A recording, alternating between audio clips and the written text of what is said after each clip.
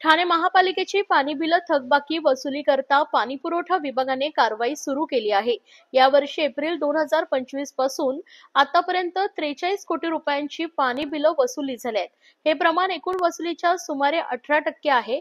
थकबाकी वसुली करता सर्व प्रभाग समिती स्तरांवर मोहीम सुरू करण्यात आली असून पाणी बिलाची रक्कम वेळेच्या वेळी भरून महापालिकेस सहकार्य करावे असं आवाहन करण्यात आलं आहे।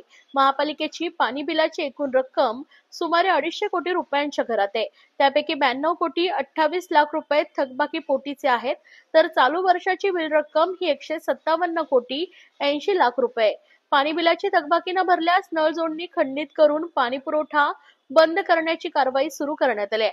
ठाणे महापालिकेने सन 24-25 या वर्षात पाणी बिलांपोटी 148 कोटी 95 लाख रुपयांची वसुली करण्यात यश मिळवलं होतं।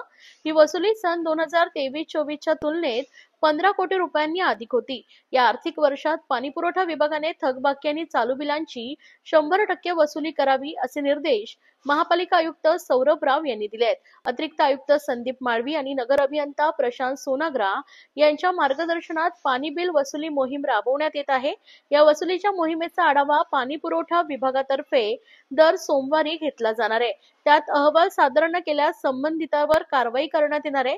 या संदर्भात मंगळवारी सायंकाळी मुख्यालयातील कैलासवासी नरेंद्र बल्लाळ सभागृह येथे बैठक पार पडली आहे। उपनगर अभियंता विनोद पवार यांनी या बैठकीत वसुलीची स्थिती आणि कारवाईचं स्वरूप याबद्दल मार्गदर्शन केले आहे। या बैठकीत सर्व कार्यकारी अभियंता, उप अभियंता, मीटर रीडर आदी उपस्थित होते।